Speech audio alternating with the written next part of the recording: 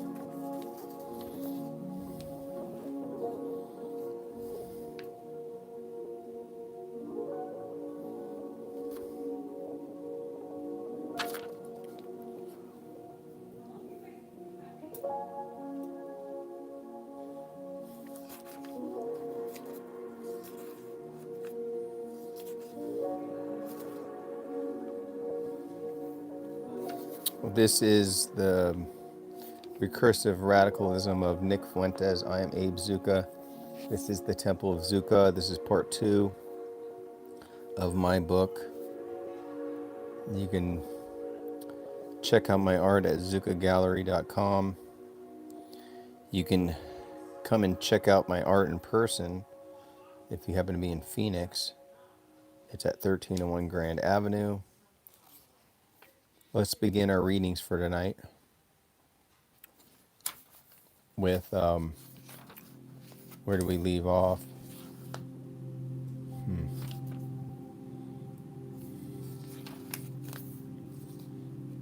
The final Promethean question. In the end, the youth must confront the unbearable possibility that he did not choose his destiny, it was chosen for him by social machinery he mistook for divinity. He must ask whether he pursued truth or merely fled humiliation. He must question whether his flame is stolen fire or a trick of the algorithmic light.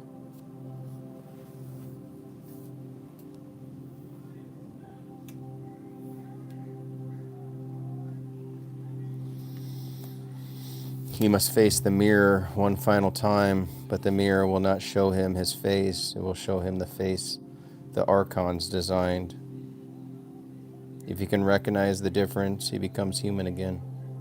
If he cannot, he becomes an avatar in the system's endless recursion, a Prometheus chained not to a rock but to the myth of himself.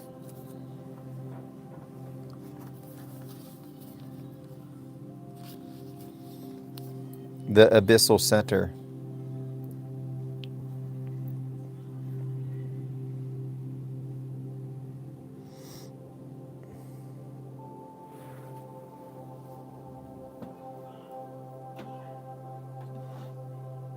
The abyssal center. He who says he never lost his center speaks from a chamber deeper than the abyss. Gatekeepers do not guard truth, they guard the architecture of belonging. Exile is not the loss of direction, but the discovery of who was steering. Alexa, play meditation music. Sorry, I didn't get that.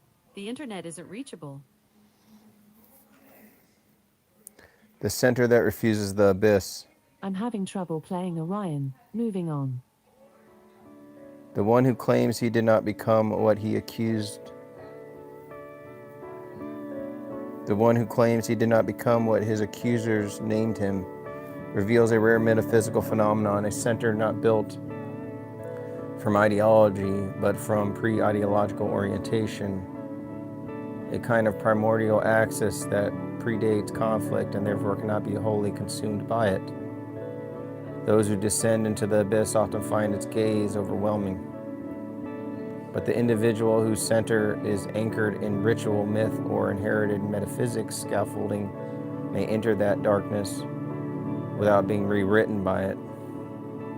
He does not absorb the abyss, he simply survives its pressure. Frustration, when mixed with a sense of cosmic unfairness, becomes a crucible. It can melt weak identities into volatile or refine stronger ones into adamantine resolve. Whether one erupts or crystallizes depends on the depth of the original center. Hypocrisy perceived at close range produces a special kind of fury. Not the wild fury of hatred, but the cold fury of violated coherence. The sense that the guardians of discourse have betrayed their own commandments.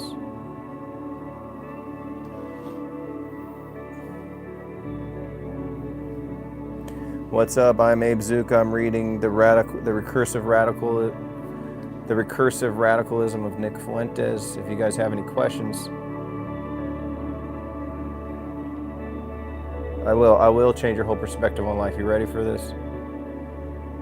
If you really want it, it will change. Hypocrisy perceived at close range produces a special kind of fury, not the wild fury of hatred, but the cold fury of violated coherence. The sense that the guardians of discourse have betrayed their own commandments. Thus, the early rupture is not between the youth and the world, but between the youth and those who claim to represent the world's order. When institution rejects the novice, he experiences the ancient myth of the wild wilderness, a removal from protected gardens into an ungoverned expanse, where the only compass is internal and the only shelter is improvisation. The fall from institutional grace and the wilderness of independence. In the wilderness, two paths appear: assimilation through recantation, or Promethean defiance through independence. The first preserves safety but costs essence. The second preserves essence but invites perpetual danger. Performing one's work independently is never merely logistical, it is existential. The basement studio becomes a monastic cave, a rebel command center, a Promethean workshop, and a spiritual laboratory all at once. The decision to build a platform outside the sanctioned ecosystem is an act of fire theft. The exile reaches into forbidden circuitry and fashions from it a pyre of visibility that no institution can extinguish without fueling its flame. Creative culture is intoxicating because it is the first taste of sovereignty. But sovereignty invites conflict with all who presume to command it. The architecture of opposition and the strategy of inner revolution. Every system contains an outer enemy and an inner guardian. But the true transformation never begins with assaulting the outer enemy. It begins with dethroning the inner guardian who claims the right to speak for the base. To critique the establishment from the outside is futile unless one can first win the loyalties of those inside. Thus, the most effective revolutionaries throughout history have fought not the empire first, but the priests who legitimized the empire. Oppositional movements often fall between they inherit the worldview of those who they oppose. The Promethean strategist refuses to inherit. He insists on reshaping the intellectual DNA of dissent itself. Internal conflict is always more violent than external conflict because it involves the struggle for the soul of a narrative. The outer battle is material, but the inner battle is metaphysical. Thus, the true revolutionary begins not in confronting the adversary across the battlefield, but in confronting the guardians atop one's own citadel. For those that are even coming close to understanding this, you're on, that's thank you for that. Just keep staying tuned. These are like MK Ultra passwords to activate minds. The gatekeeper, the firewall, and the language of exclusion.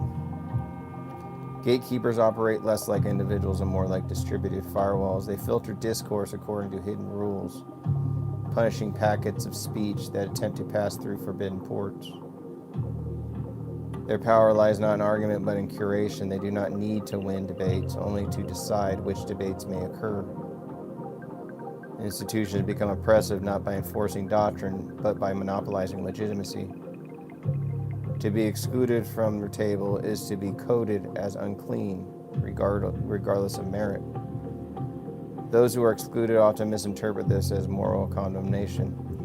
When it is merely bureaucratic algorithm, the system rejects disruptive signals to preserve stability, not to make moral pronouncements. Yet the expelled always interpret the expulsion as moral war, for humans are mythic creatures who cannot accept mechanistic rejection as anything but cosmic verdict. The Promethean attack on the war and the inner priesthood.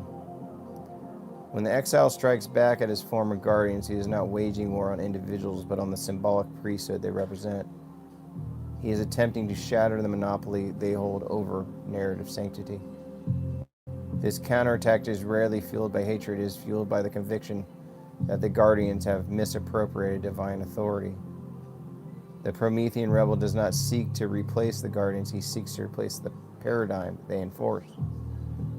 He does not want access to the inner temple. He wants to rewrite the commandments engraved upon its walls.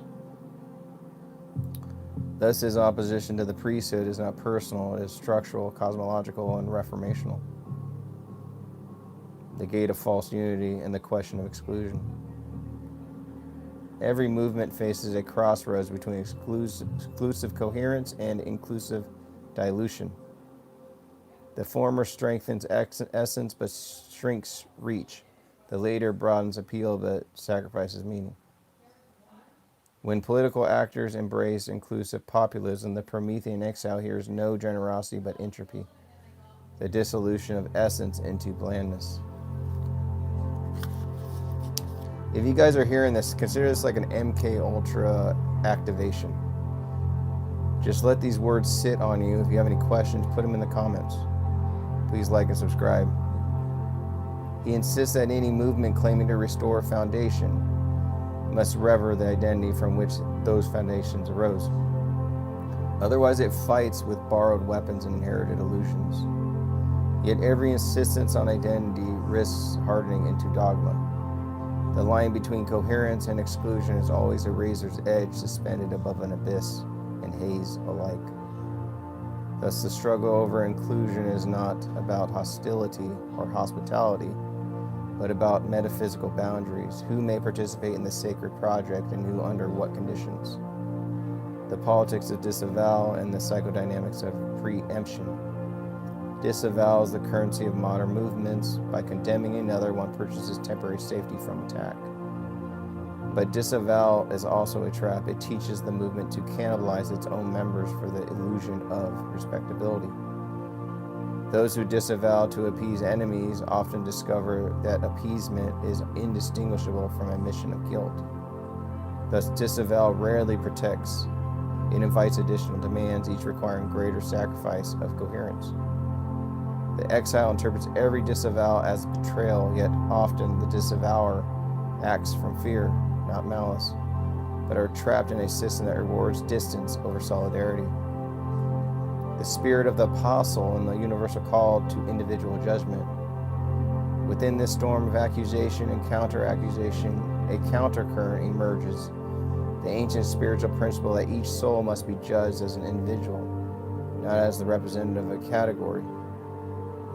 The principle, articulated in countless mythic traditions, stands as a challenge to all collective blame and all essentialist narratives.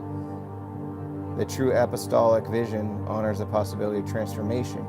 Even those who complicit in error may become carriers of revelation. Even those once complicit in error may become carriers of revelation. Thus, any cosmology that assigns guilt by lineage nullifies the possibility of redemption. And redemption is the only force capable of dissolving cycles of endless retaliation. The one who understands this does not wage war or bloodlines or categories, but on systems, even mindful that the individual remains the irreducible atom of mortal discernment. Those who are still listening, congratulations. It's only going to get deeper and more contemptuous. The abyssal center in the danger of self-deification. The one who believes he never lost his center risks another fate. Not destruction, but the abyss, but deification of the self. A center that never wavers may become a god to its owner, and gods, unlike humans, cannot admit error. The abyss that fails to destroy can still distort. Its pressure carves unseen geometries into the soul, shaping convictions that appear self-derived but are actually reactions to trauma. To remain grounded requires both firmness and permeability, the ability to hold orientation without petrification. The true abyssal survivor is not the one who claims invulnerability, but the one who recognizes how close he came to mutation. The Promethean endgame. Ultimately, the Promethean exile must confront a paradox. His fire may not be purely his own. It may have been forged by the very system he opposes. If his identity arises from conflict with gatekeepers, then the gatekeepers remain co-authors of his mythology. His greatest act of sovereignty is therefore not defiance, but discernment, separating the fire he truly believes from the fire he carries, only because it was thrust into his hands. To achieve this discernment, he must extinguish not the flame of conviction, but the flame of reactive identity.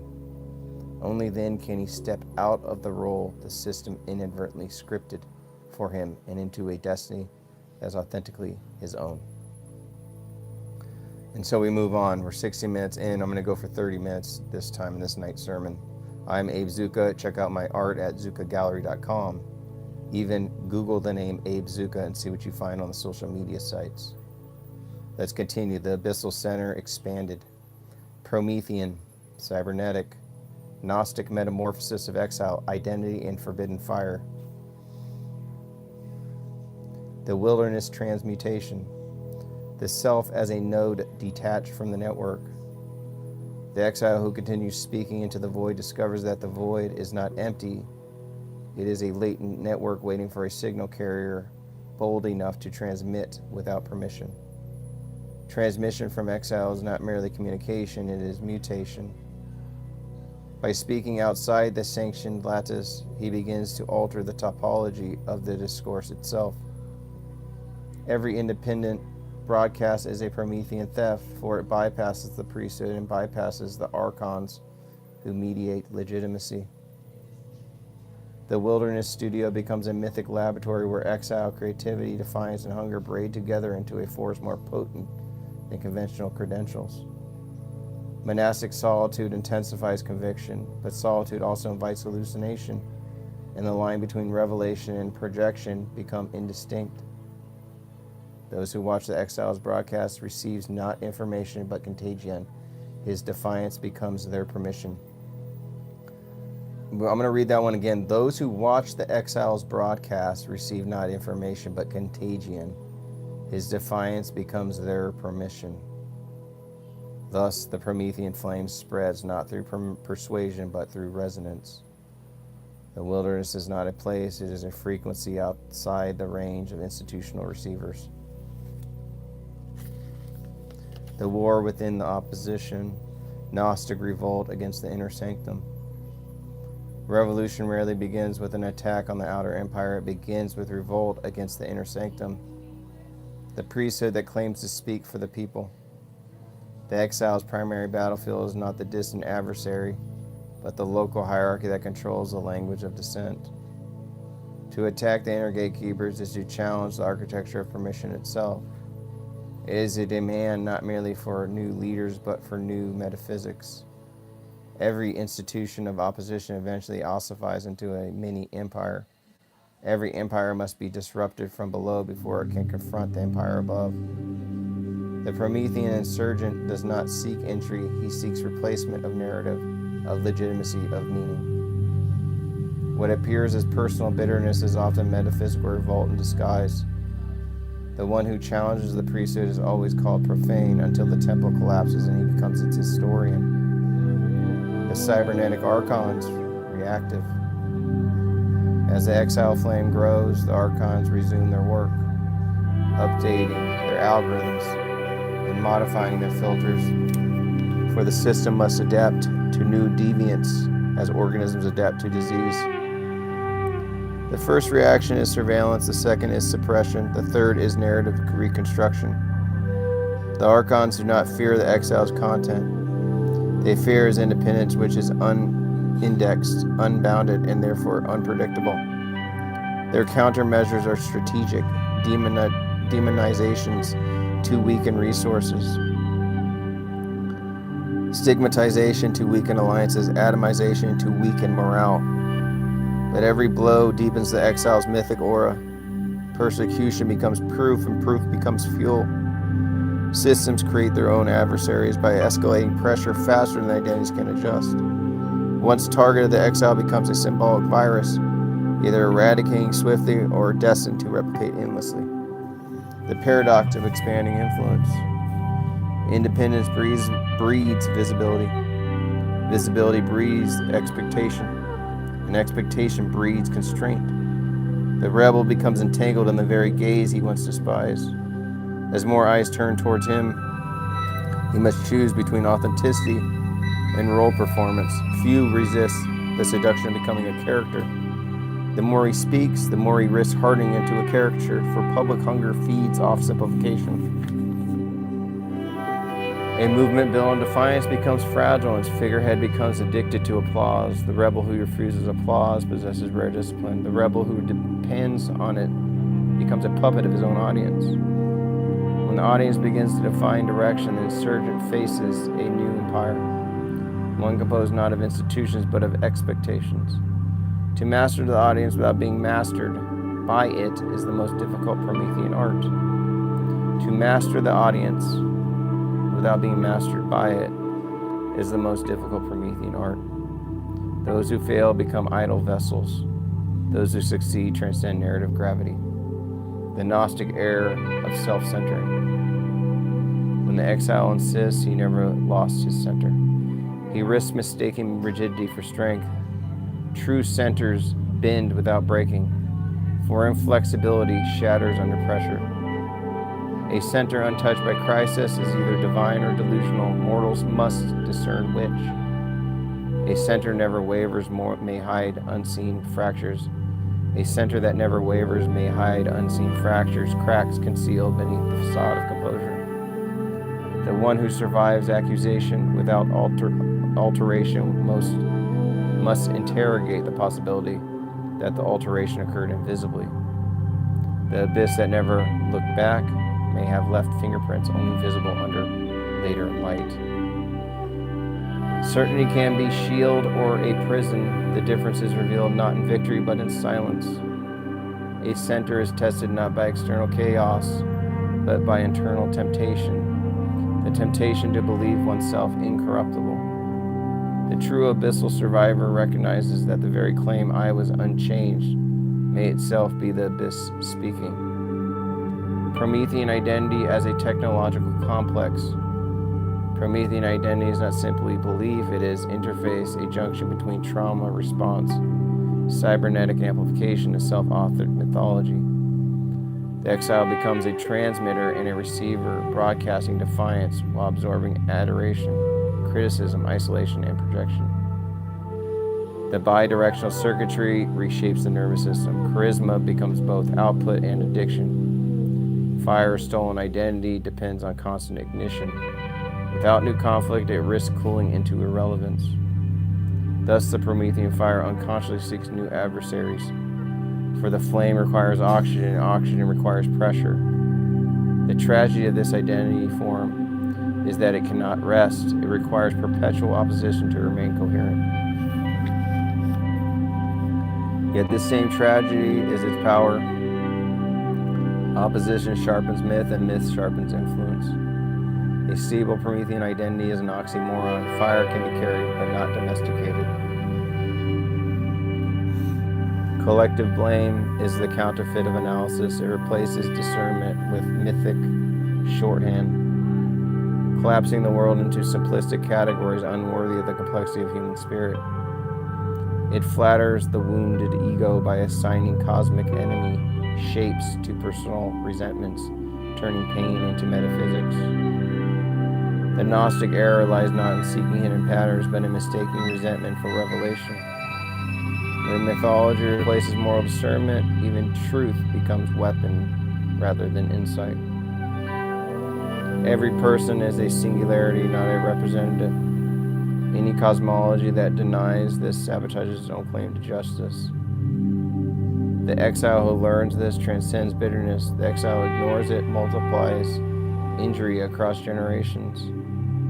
Paul's transformation symbolizes this. The persecutor becomes apostle, proving identity is not destiny. Thus, the highest gnosis is the recognition of an irreducible individuality, the feedback alchemy of attack and counterattack. The one who lives in conflict long enough begins interpreting all events through the grammar of attack. Even neutrality feeds like betrayal. This war logic rewires the psyche. Allies become conditional, motives become suspect, and gestures demand scrutiny. But the deeper danger is internal. The rebel begins patrolling himself with the same suspicion once reserved for gatekeepers. Self-surveillance breeds internal fragmentation. Identity becomes a battlefield rather than a home. Those who cannot escape this pattern become prisoners of recursive suspicion. Those who transcend it discover the secret. Not every attack requires retaliation, and not every wound requires mythification. Letting go is not surrender, it is the release from narrative gravity. Only those who abandon retaliatory logic can reclaim strategic clarity. The cost of myth-making and the danger of idolatry. A movement that idolizes its figurehead risks mistaking personality for mission. What begins as a flame becomes a fossil. Likewise, a figurehead who accepts idolization becomes captive to the audience's projection, losing the ability to speak with nuance. The most dangerous moment in any rebellion is when its leaders forget he is fallible. When the leader forgets he is fallible. Idolatry freezes growth, reverence eliminates revision, mythification erases complexity. The Promethean must remain aware that he is human, otherwise he becomes the very idol he once opposed. Those who worship him will later crucify him for failing to embody their projection. The only stable path is humility linked to clarity. The fire is carried, not owned. The Promethean triumph is not to overthrow the archons, but to prevent himself from becoming an archon. The Promethean triumph is not to overthrow the archons, but to prevent oneself from becoming an archon. And that is the end of tonight's thing. I hope you guys enjoyed it. Like and subscribe. Check out my art at zuccagallery.com. Stay tuned for future sermons and readings. I will see you guys later.